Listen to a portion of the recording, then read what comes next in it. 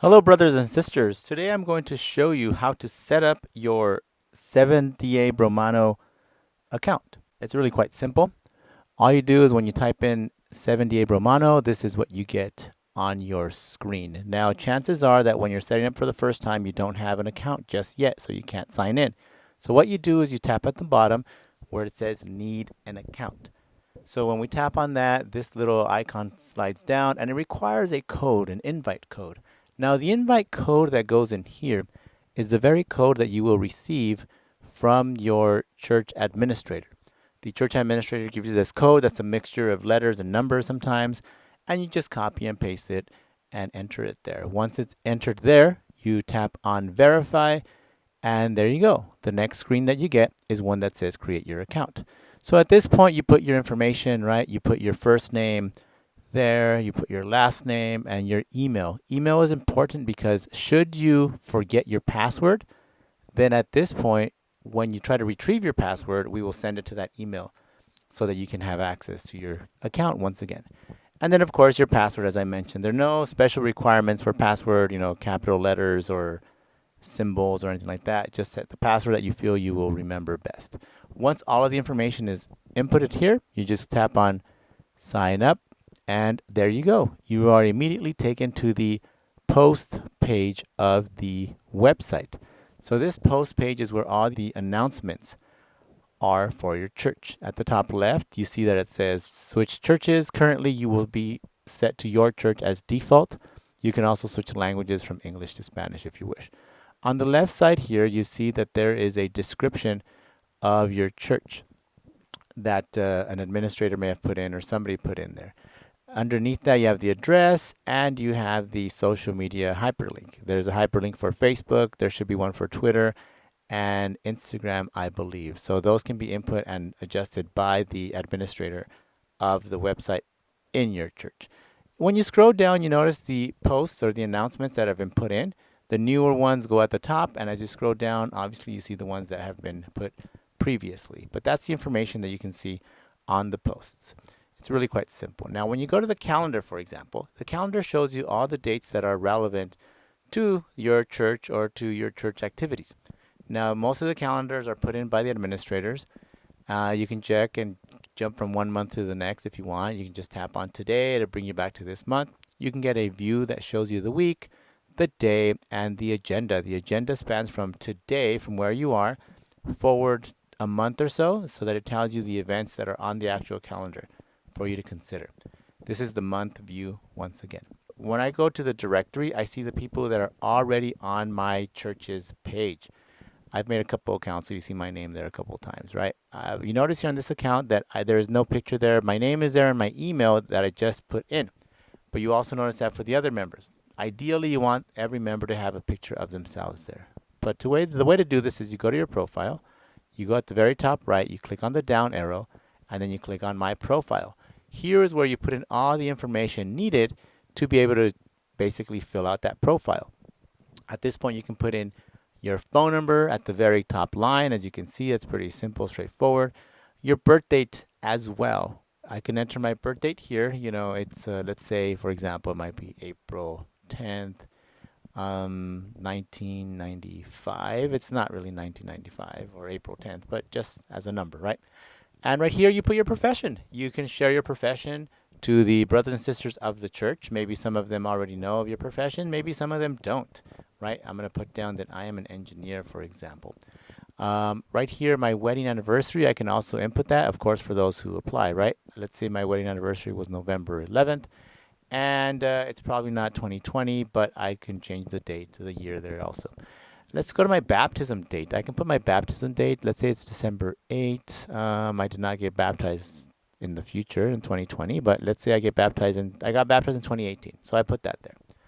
And then here I have my Sabbath school class. Let's say, for example, my class is Sabbath school class number 3. I put that there. On the top right, you notice that there's a section for hobbies. I click on the edit pencil, and here I can put any hobby that I have that I want to share. Maybe I want to put that I like to go hiking. So I put that there, I push enter, and that gets registered. And then I can put as many hobbies as I want. Maybe my next hobby is to paint. I enjoy painting, so I'll put that there. At the bottom, it says services provided or provided services. And let's say, for example, I'm somewhat novel at doing computer repair and I want to share that, right? So I can put computer repair. And another thing that I do, given that I'm a savvy businessman, I would put business consultant as well. So I put business consultant there, or business consulting. Now I'm pretty much done except for the actual photo of myself. Now each church would want a photograph of you to be on here. I'm just going to put an anonymous picture for the sake of anonymity. I'm just going to find a picture. I click on it and it auto-populates immediately on that space. As you can see, it's already there. That would be where the picture of myself goes, and everything else is filled out. This is easily done in maybe 1 minute or two, and pretty much you're done with your profile.